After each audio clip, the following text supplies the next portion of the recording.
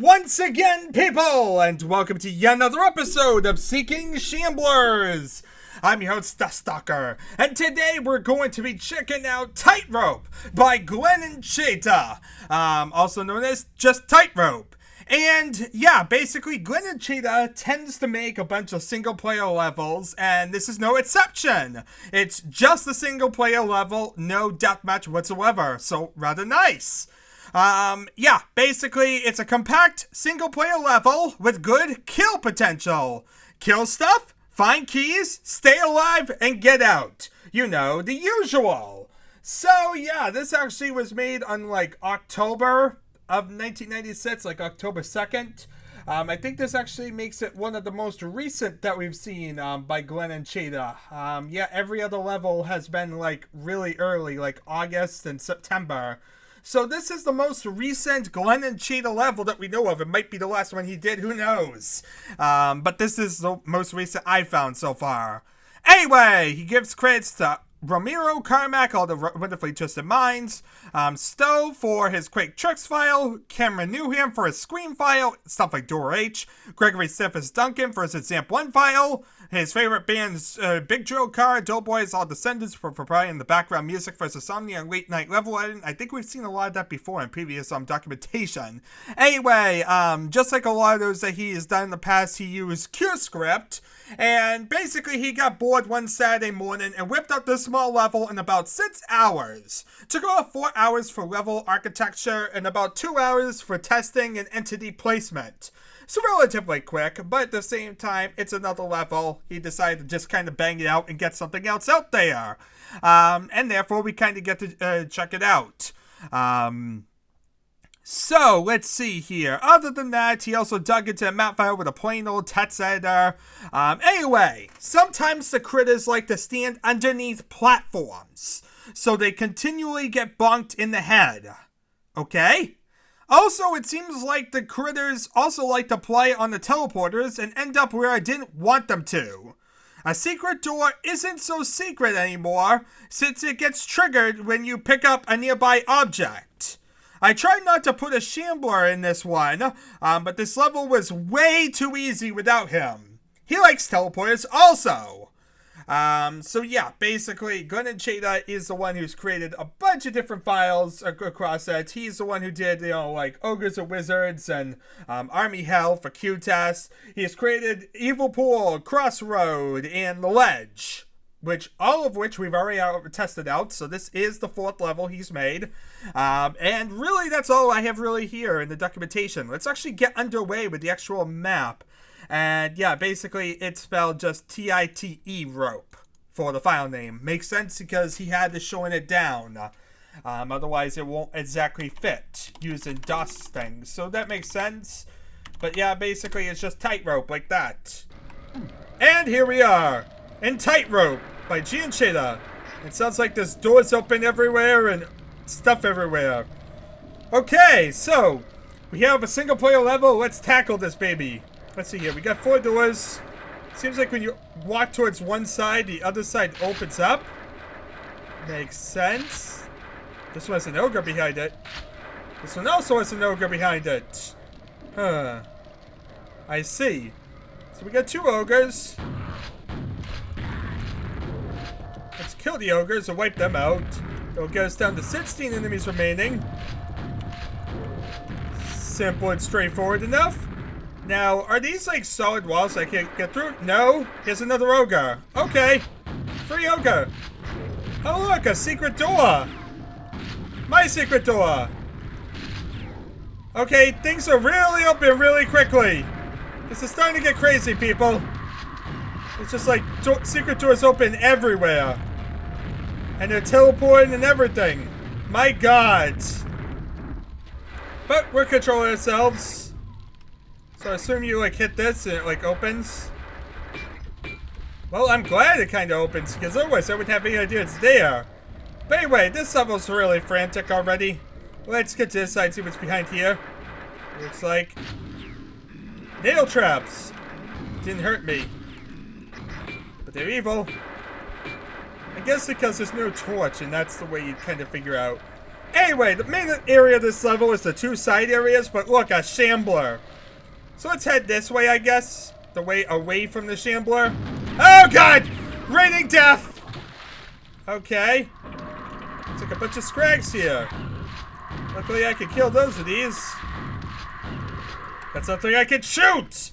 Okay, so we have 10 enemies left. And we have also this little tiny tightrope of death! And a teleport there, that's rather convenient. Where do you lead? No, seriously, where do you lead? Okay, the teleporter was kind of weird. Started out nearly not teleporting me. Made me worried I would be stuck down there endlessly. Or I'd have to like try and float upwards to get back out. But that seems to be the level. Let's head over here. Get ready because that key is probably a trap, right? No, it just is a key. Huh. Well, that's weird. I was so expecting something to open up like that door right there to try and kill me. But no, of course not. Wait, no, that's not a Shambler, that's a dog!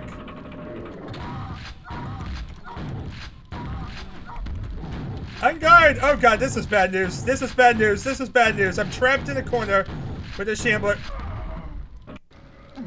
Yeah, I was trying to like stun lock him, and it would have worked too if the grunts hadn't gotten my way.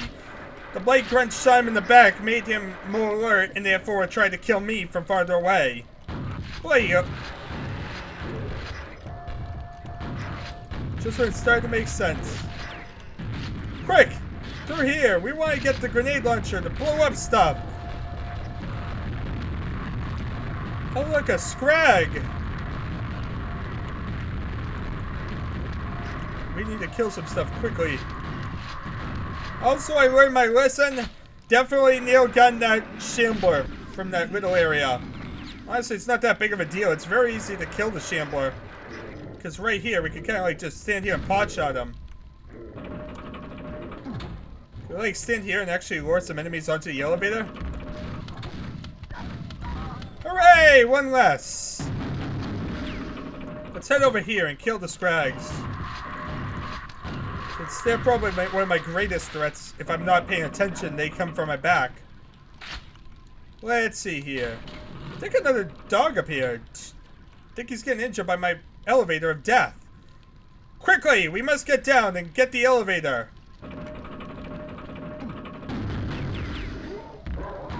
Yes, there he is. Okay, so far so good. Oh look, the Shambler. Brilliant. Now it's just a matter of killing the Shambler.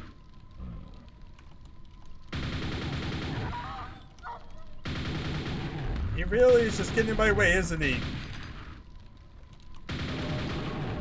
Okay, can you get on like the elevator? That would help me a lot. Brilliant! Now I can just kill the Shambler here. A lot easier trying to dodge him constantly. Brilliant! Okay, that's done. Now I mainly just need health. Luckily, there's lots of health I left sitting on the different sides, as you see. So I collect this one, I collect this one, and we're pretty much ready to go and decimate some grunts. Simple, straightforward. So you see, it's an angry mob over another series of tightropes. And there's still one enemy somewhere. It sounded like that ogre. But look, more goodies and more health. Hooray! That was simple enough. So yeah, we just grabbed this gold key, and I believe that opens up the other side. Just like Glenn Ancheta's other levels, the keys aren't really to unlock doors, as much just to trigger things. Yeah, he doesn't really work well with actual keys. So,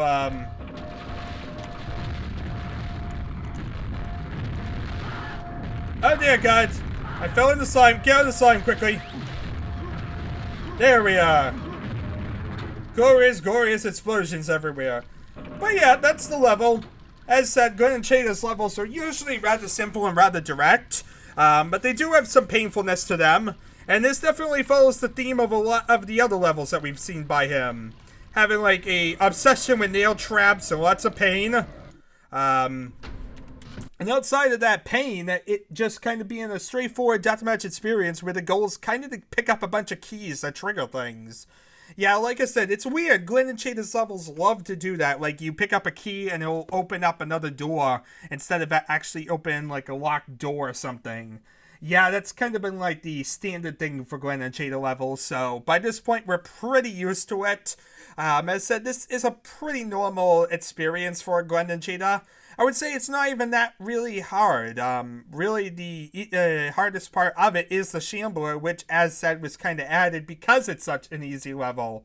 And yeah, I would definitely say, like, the ledge definitely has some painfulness to it with the Shamblers that are able to attack you from above, so that one was relatively painful. Evil Pool has that evil Shambler attack at the end and the craziness at the beginning.